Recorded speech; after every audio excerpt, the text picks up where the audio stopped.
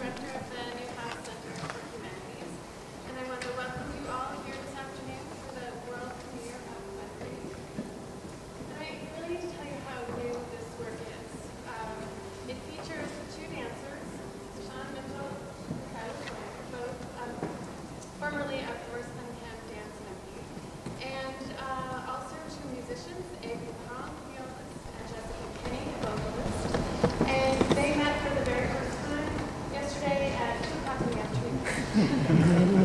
And they've just had literally 25 hours to get to know each other, to get to know this space, this sort of unconventional, quirky performance space, and to think about work together and to put on the performance that you're about to see.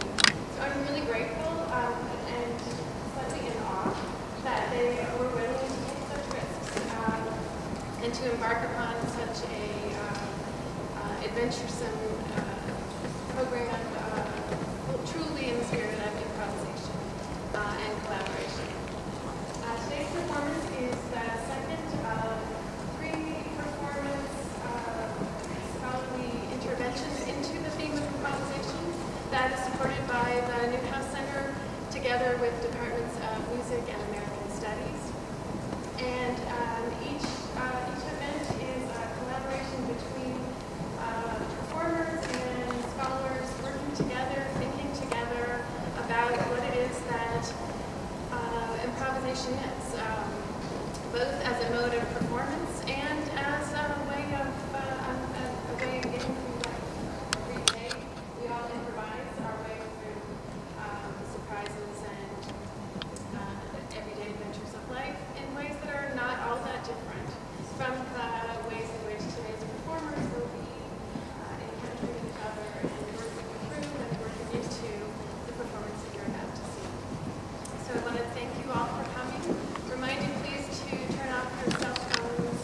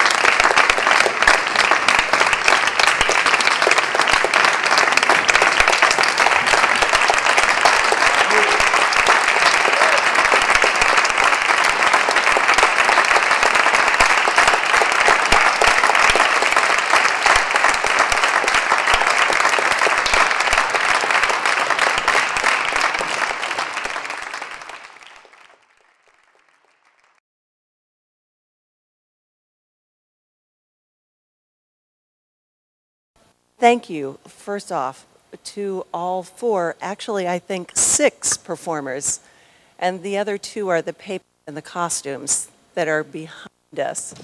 The title of the piece most recently is Weather Vane, and taking a look at a definition of weather vane, I was struck by how it might provide an opening for what we've just seen. Weather vane is an instrument designed for showing the direction of the wind. Functional, they are generally decorative. Motifs include ships, arrows, horses, and cockerels. The design of a wind vane is such that the weight is evenly distributed on each side of the surface, but the surface area is unequally divided. And so talking about surfaces and wind, not only the fan, but the surfaces that each of the performers inhabited, the floor, air, the sound. What we saw today was an incredible, I know I'm leading the witness, an incredible improvisation between sound and music. How did this come to be? Jessika. Well, he had been communicating a bit over long distance, just through emails, and it was really exciting to us just to read what kind of process that you were involved in, and we immediately felt there was a kindred element, and the idea of weather is something that's really important in a lot of our music. The last song that we performed is from a piece called Estuarium, which is inspired by the place where the fresh water meets the salt water, and that intermediary zone. So we felt reading this, oh, it's about wind, it's about weather, it's really something resonant for us. And also the way that Silas, I think you were writing, tone really suited what we were, state we were in too. So I feel like we just were coming from a really, harmonious place. Just to step a little bit further than that, I think it's important to... You hear me? I have to talk louder. I think it's important to thank Carol Doherty for essentially curating this whole series and this performance in particular, and she asked us to come and do this, and we came in the late summer, early fall, I think, to do site visits, the campus, and this is the space that we decided to do the performance in, and I don't think they normally do performances in here, so, but we were immediately drawn to, the architecture and the glass and sort of the window to the outside world, and that led us to weather, because we knew that weather and the natural world would play a part in the performance anyway. We thought it would be snowy, and it's not, so it's been ruined. A little snowy. Yeah, I mean, we were prepared for all kinds of weather. I guess it was supposed to be thunderstorming today too, so actually what we got is a pretty safe and weather system outside, so sorry. Well, we got quite a wonderful system inside and outside. In terms of the improvisation process, Carol mentioned that you all have spent 25 hours together. Didn't sleep together. Oh, that's a later panel. Different piece. I'm curious, how did you come into the space, and how did you begin the work process? Well, I think certainly we're both used to doing site-specific events with Cunningham and just showing up and dealing with the elements they are, and that's always been a part of his work. So I think we were on some level a little bit trusting that would be okay for us. So, we had a couple of email exchanges just to kind of say, these are our ideas, our concepts. We listened to some of Eyvind's music, and but his music is so eclectic and varied that we really didn't know what we were going to get. So when we got into the studio for the first time yesterday, it just had a little jam, and there were way too many ideas because we all got really excited. So we just and then you sort of begin the process of kind of editing out. So we had 4 hours yesterday, and we started at 10 today. So this is I think in an ideal world we would have lots of money, lots of time, and we would just keep going and investigating all of these ideas. Well, clearly the four of you have done preparation before coming to this particular space and creating a particular performance. So on one hand, it's a structured or a prepared improvisation, and you are all highly skilled artists in your own field, so you bring the best of what you have and what you are interested in. I'm curious, what were you most interested in exploring in particular improvisation marriage? As long as we're not sleeping together. Just speaking for myself and from the sound side, I think what we came yesterday, our initial conversation was, it was about change, yes, and change, transition, notation, and the experience of, how can we cross all these? And we both had our sort of notes, and we were both staring at each other's handwriting, wondering what it could mean to them. But at the same time, on some level, we were like, it's communication, it's expression. So in this kind of work, the exact analytical meaning doesn't matter much. Mm-hmm. So kind of at a place to begin, at a way to go, and to see how, and that was interesting what you said right before the performance, is like, as long as we can meet up in at the transition points, then we're together. We don't have to mirror each other, and we don't have to just be two separate items that just proceed, or sequences, or whatever. We had a little more connection than that. At the same time, we could both be free. I was most struck by Rashaun and Eyvind, Rashaun being, if you will, the string, and Silas being the voice at a certain point, that there was a kind of motif for each, playing off one another. And I don't know if, I'm assuming that some of that was intentional, and then how it morphed into something else as sound changed around the room and movement dynamics shifted as well. Well, we certainly explored different, there are four, we explored different combinations of sort of personnel on the field, and we thought of separating the outside and the inside space and sort of creating tension that way. So I guess that did happen, and I don't know that we ever thought like, and now I'm the villain. But, sure not. it just... and there has to be a starting space and a starting place. We had to start somewhere, and we also had to figure out between sort of our team and their team how we were going to score the experience and how we were going to divide time and divide space, and on our end, how we were going to fill up the time. Because Rashaun and I both, I think, approached this with a lot of reservation regarding improvisation as an idea, because we've come from a company where improvisation is not present in the work environment.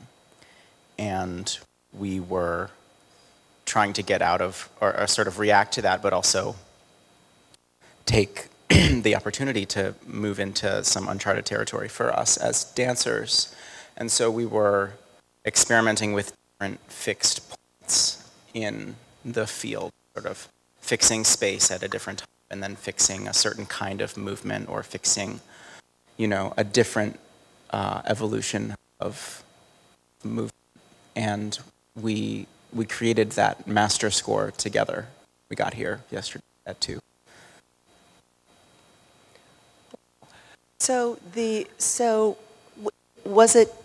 Is it terrifying to improvise? Or is it incredibly freeing? I know those are only 2 choices. I'm sure there's Option a C. I think it's broad continuum between the probably two. both Yeah. in all of the things, everything. With the exception of the airplanes. Right. Then we're This then might have we're been terrifying for you guys. Sorry about that. they're kind of weapons at this point. No, I think for me, the idea was I worry that improvisation can be boring because you don't get to prepare and you don't get to see it beforehand, and you have only the tools that you've put into the room with. And so if you make the same choice every moment for 45 minutes, for me, that I wouldn't necessarily think was interesting to watch. So you have to constantly reinvent what you're doing as you're doing it without preparing it. But it's interesting also and exciting because with the body, so much of who we are and our personalities come into play, and there's certainly a default sort of setting that you can get caught in or get stuck in. Mm-hmm. And I think it's important to be aware of all of the different levels of consciousness, I suppose, and just how you're relating to the space, how you're relating to the audience, how you're relating to the floor, how you're relating to the music, how you're relating to each other. All of that is always happening, so it's ever unfolding, and I think that makes it exciting. But also, I think there might be a difference between the idea of improvising in music and in dance, where there's an audience member here who I danced with 10 years ago, and I'm sure she would probably say, like, you are the same. You make the same choices, and it's probably true, but But you're not the same person that you were 10 years ago. No, but I probably improvise the same, and so the task of creating an improvised show is to create structures of limitation so that you are forced to find ways around something you would normally just fall into because it's comfortable or it's, it's known. But that's like the game of truth or dare or jump or dive. I think it's completely dependent person. This is a poor choice of words, but executing whatever they're doing, and imagination that they have to invest within that improvisatory of time. And I don't know that I agree with you, not that improvisation. Anything can be boring, Silas. Anything can. I hope it wasn't boring. I can't speak for everyone, but I can say it wasn't boring. It was not boring, because who knew where Jessika or Eyvind was going to be? You two were on the floor. Yeah. I'm taken by, I just pulled up a couple of quotes for this afternoon, and Sylvia, the writer, I think has a good one. Quote, and by the way, everything in life is writable about if you have the outgoing guts to do it and the imagination to improvise. The worst enemy to creativity is self-doubt. So you all had the guts to do it. I think the success of improvisation lies in communication, as you said earlier, being open to the various avenues of other information and imagination. I would think stand in front of a glass wall and sing. Well, I think there's so many, because we've seen so much avant-garde performance, we've heard so much music, this has been going on for 40, 50, 60 years. It's also like something we're mentally quoting, actually. Sometimes, we're thinking like Meredith Monk, we're thinking like, of chanting, some kind of, all these different images come through my mind. But what I'm really excited about is the play between that quoting and those colors, like some essential element. like sound and music have these letters or words and these kind of core concepts of meaning distilled down to these little essences. And so I'm always looking for those. I want it to feel like something I've never experienced before. But at the same time, I feel like it's really amazing to perform for such, really brilliant audiences, people who really perceive so much. And actually that's one of the things that allows those essences to come out and to really experience that as a performer too, is the way people perceive things. I think it affects something in the space, in the consciousness that's in the space. What are you hearing? What are you seeing? Have you ever seen anyone make this movement before? What does it evoke for you? Does it symbolize some kind of essential movement that people have always done? That kind of play is really exciting to me. And I believe it's the responsibility of institutions such as this, keep the intellectual dialogue going and support the arts in many different ways so as to keep the conversation going and to take risks. One risks every single day, but that's become a concept, a piece of legitimate conversation. Yeah, I do believe that, as Carol said earlier, we all improvise every single moment of our lives. But for musicians who work with scores, for dancers who learn steps, it can be a real jump, pardon the pun, to move into territory that is less structured. And quoting or not, meeting in new ground, finding new places for both a performer and we can never speak for the audience. The performer can never speak for the audience. This is a good time to take some questions. Observations. No jokes. Jokes are welcome. Yeah. Oh, there's a young person with a microphone. Did the dancers vocalize briefly, or did I mishear? When you were behind the fans?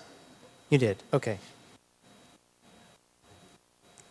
It was beautiful. It was lovely.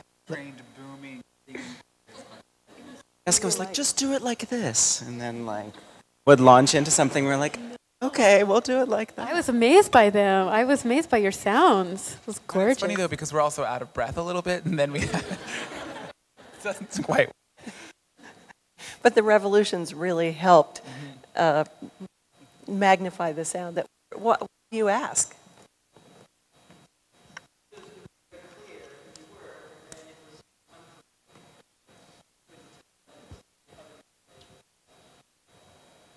The magic. At that point, we had a cross sort of weaving of sound. So we were singing, the fans were on, and they brought in their electrics. It was a highly choreographed moment. So there was a moment of fuzziness. Actually, it's like the way that the fan interacts with the voice, the revolutions of the fan creates a frequency, voice creates a frequency. So the effect that we were looking for, I think, was collide both frequencies. So the effect I synchronized with them was a ring modulation, which is basically colliding two different frequencies and getting a lot of interesting microtonal side bands for that section. Every artist has a signature, whether they're doing something structured or improvising. Have you guys, now that you're dancing as a sort of a team, have you developed sort of a signature together where you almost sort of naturally, if one's doing something else, it always sort of provokes you to react a certain way that as an entity, you have a signature as well as individuals?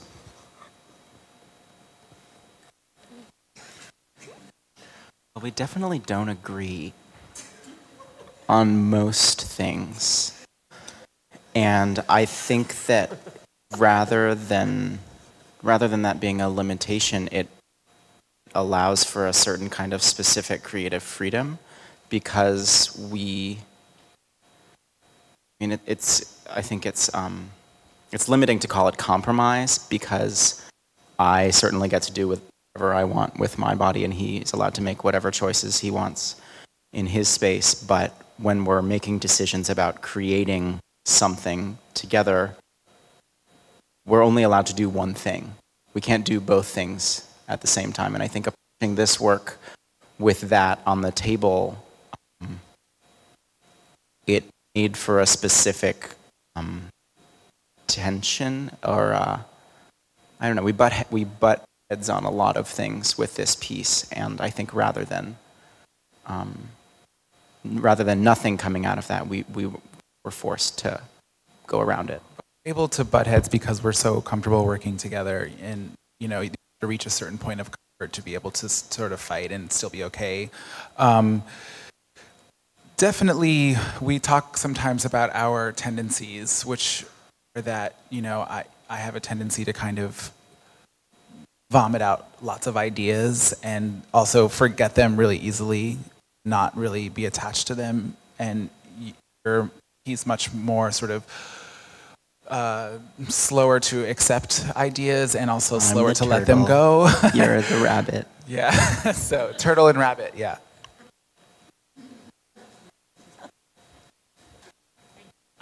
Like improvisation and not falling into your usual routine in dancing. How did you push yourself to prevent doing that? We developed different structures that limited our choices. Or our freedom. And we created movement ideas to like little movement worlds. And I think, you know, in a sort of highly choreographed dance, there might be a movement vocabulary or movement world, or a line of movement, and we were not interested in doing that. So we wanted to really explore different ideas and well, and also different limitations. I mean, at different points we said, okay, do whatever you want, but you have to travel in this specific way. Or at another point, you can't move at all, but you can, you know, first articulate this joint and then articulate this joint, and, you know, your rate of speed goes in a certain direction, but you're allowed to choose when it goes forward. Or just coming up with a lot of different ideas about what could keep moving the conversation with your body that you're having, moving it forward. Because the worst, I think for me, the worst thing, or maybe the best thing, improvisation is when you're like, okay, I've improvised myself into a corner here, and I've run out of ideas, or I've run out of things to do. And sometimes that's the moment when the best things happen, and sometimes you would really love, like, okay, now I'm going to the next thing because I have it and it's over there. And lights out. So that in mind, the lateral sequence, what, I mean, I might assume, okay, these two dancers were looking to see what lateral movement could do. Was that it? What was the structure? What was the We're not telling you the secrets, Oh, I'm Katie. Worcestershire sauce? But we were struck by the length of this room, so we wanted to indicate the space. We wanted, you know, that was the inspiration for that section, and there's, you know, a different set of rules for what comes before and what comes after. Yeah, another question. Contact improvisation was an important experience and aesthetic for a certain generation of dancers that's sort of older than you. Am I to take it that that's not something that's been your experience, part of your training? Yeah, we don't do that.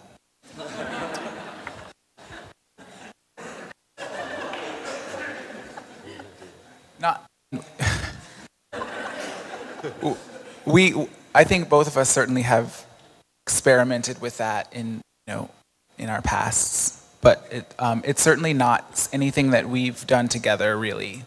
I think that I mean, I've had contact improvisation classes and teachers and jams, and that's certainly been part of my awareness of heritage, at least living in New York and becoming a dancer, but isn't part of the dialogue that we've had in terms of trust relationship in which dance exists. And so we felt interested in putting it on stage, and also a little bit more wary of bodies in that space, because it's when you're sharing weight and when you're, for me at least, contact improvisation is extremely sort of sensory based and experiential, if that's a word, and that can put me into a different headspace, and I would be hesitant to put both of us in danger. Again, no, but again, if we had a lot of time, Yeah. like infinite time, you know, because contact improvisation is a technique in and of itself, we would have to practice that in the now, which I don't think has happened in a while. So.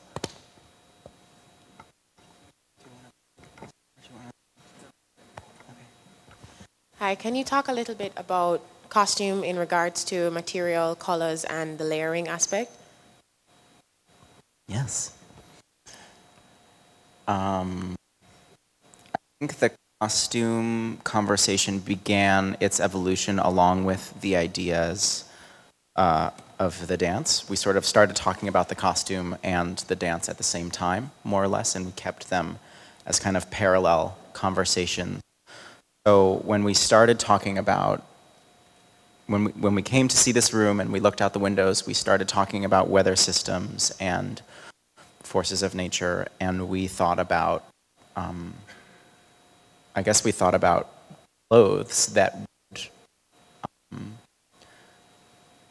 would represent or would indicate kind of different kinds of weather or seasons, and that's where we sort of fixated on these tracksuits, and I was like looking at 1990s like neon tracksuits for a really long time, and we had the idea, well, I don't know about the chronology of this, but we thought about taking that off and having something completely different underneath it, but also the discussion of transparency and translucency and things that you could see through or not be able to see through became part of the layering conversation, and I think that involved the paper as well as the costumes. Also, costuming dance, I think, is probably the most difficult part of the process for me, and I think one of the things I love about these costumes are that, because we get to change and because they're layered, we don't get stuck in any specific context. I think we were thinking of, we certainly the material, the sound that the breakers make, and the movement of the shirts and the colors. We were thinking, that it would be sort of dreary and white, so we were trying to add color. And I think we were thinking of each look as indicative of possibly a different weather system. And so by taking off a layer, it sort of allowed us to begin again with a different idea. Does that kind of answer your question? So we heard a little bit about the relationship between the space and the choices you made as dancers, and I was wondering some of the, whether there was a relationship between the space and the choices that you made as musicians. Once we came in here and started playing, I don't know if it was improvising or just making sounds. Yesterday, hear I guess you could call it resonant frequencies, and it made us gravitate towards certain pitches, really, in different areas of the room. The beginning, when we were working with solos, and we were working back there, there's a low ceiling, and that was making us probably play in a different way. Although as you can see, the speakers are facing into the corners on both sides in the PA. Little chance to play with the speaker placement, and I think Jessika singing into the glass and myself, we were more interested in the reflection of the sound than the actual direct sound. We want to play room. It's very unique. Wants to hear what it would sound like. It responds differently to each different frequency, and on another level to different tempos. Some of the pitches actually kind of bend a little bit the space. So that was really exciting to start off with a lot of really repeated tones, but sometimes they just drift up a little bit. I don't know if it's this kind of angle here or what it is, but it's really exciting. And then to kind of go from that into some glissando ideas, so we actually could do that intentionally and kind of mimic what space physically does with the sound.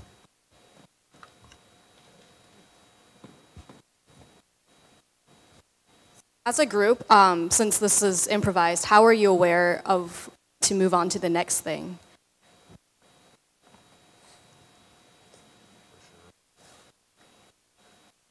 I walk with a yardstick, and You know that feeling about being like late to the party?